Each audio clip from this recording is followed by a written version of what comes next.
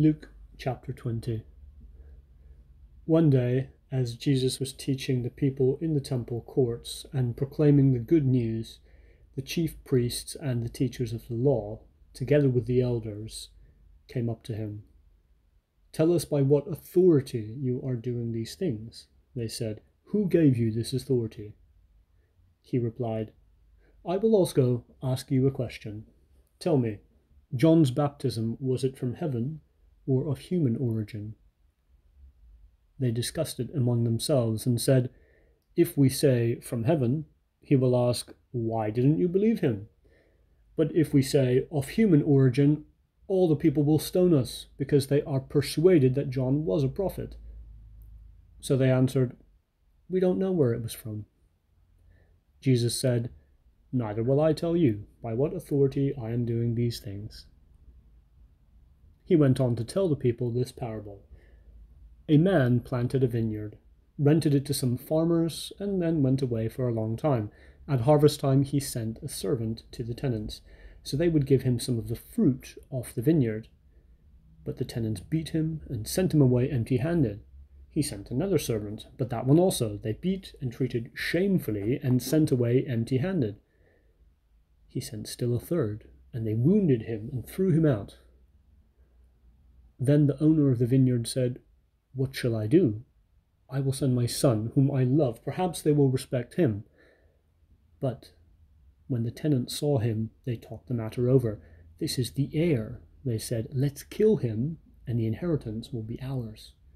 So they threw him out of the vineyard and killed him. What then will the owner of the vineyard do to them? He will come and kill those tenants and give the vineyard to others. When the people heard this, they said, "God forbid."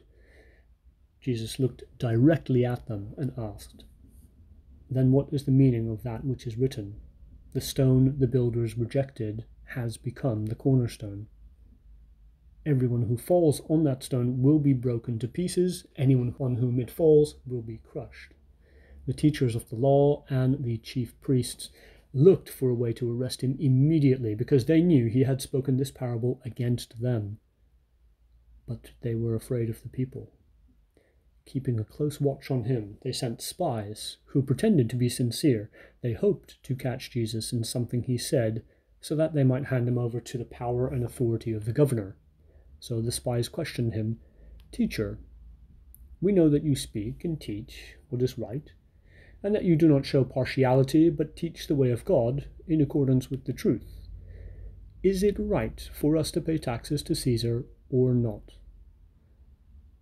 He saw through their duplicity and said to them, "Show me a denarius. Whose image and inscription are on it?" "Caesar's," they replied. He said to them, "Then give back to Caesar what is Caesar's, and give to God what is God's." They were unable to trap him in what he'd said there in public, and astonished by his answer, they became silent.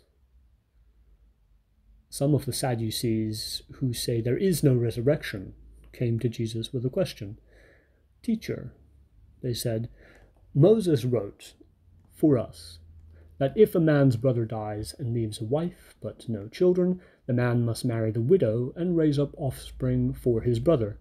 Now, there were 7 brothers. The first one married a woman and died childless. The second, and then the third, married her, and in the same way the 7 died, leaving no children. Finally, the woman died too. Now then, at the resurrection, whose wife will she be, since the 7 were married to her?" Jesus replied, "The people of this age marry and are given in marriage, but those who are considered worthy of taking part in the age to come and in the resurrection from the dead will neither marry nor be given in marriage. And they can no longer die, for they are like the angels. They are God's children, since they are children of the resurrection.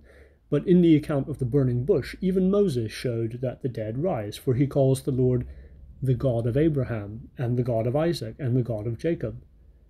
He is not the God of the dead, but of the living, for to him all are alive."